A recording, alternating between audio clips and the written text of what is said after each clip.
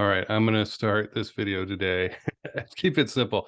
It's so simple. In fact, some of you are going to think, what was that all about? So I want to talk about the very beginning of a scheduled call, a scheduled discovery call. Okay, so somebody has gone through some sort of application process, whether that's just clicking on a calendar link and booking a time, or maybe something formal where they've watched a webinar and have gone through an application process where there's 3 or 4 questions or something and have been filtered in and then offered the chance to schedule a time. Okay, so I'm a big believer in not persuading. I don't do much persuasion. I do a lot of finding out the reasons why you, the prospect, would want to move ahead or not. And I made a program in 2013 called Sales Judo. It's still out there on salestactics.org.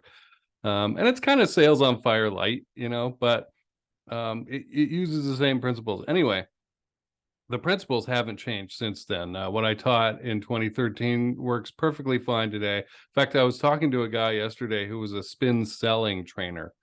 It's like, wow, going back to Rackham. But again, if you understand a process and you apply it consistently, just about anything will work. Okay. So I want to talk about the very beginning of the conversation. One of the questions that I like to lead off with, I don't use this every time, but I do often use it, is some version of, so why'd you book the call? Why'd you want to talk to me? Right. And that will be quite illuminating. If they do not have a clear reason that they can articulate, usually with strong emotion, then you got a lot of work to do, right? You're going to walk around and uncover reasons about why they would buy. I call this shining the flashlight around the cave, okay? In the prospect's mind, they don't know what's in there. They got all kinds of limiting beliefs and concepts and stuff that they just take for granted, right? They're unconscious of it. And so your job as the salesperson, part of it, is to walk around with this flashlight, looking at things, illuminating, right? Oh, there's a lake over there. Stalactite, geode, that's pretty cool. Oh, and a sleeping bear over there. Better not poke that with a stick, right? And these things help the prospect as well, not just you, because you're helping them clarify the situation.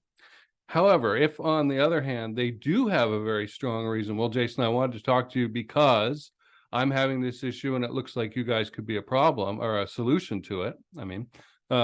Then all right, I got something. I got some meat, and I can go right for that and explore around that. Well, wait a minute, what's happening? Let's back up for a sec. How did we get here? Right? And what have you done to try and fix it? Why do you think this is the right solution as opposed to something else? If they've tried 3 other things and those haven't worked, what do you think went wrong? And why do you think this would be any different? Right? So asking that basic question, that's your takeaway today, okay? So why did you book the call? Some version of that. Why did you want to talk today? It sounds abrupt when you say it, but for some reason, I always get a little nervous when I say it, but everybody reacts well to it. They seem to get it conceptually right away. Like, oh, he's asking me about, my reasons. Okay. And then that's fair, right? And people like talking about themselves. So they come up with something. And so, again, in their answer, you're looking for straight line, emotional content, strong reason, right? Or the opposite, wishy-washy, not so sure. I just wanted to find out what was available, right?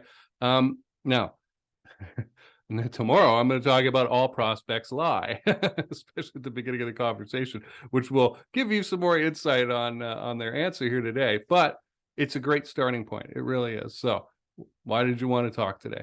All right, I'll talk to you tomorrow.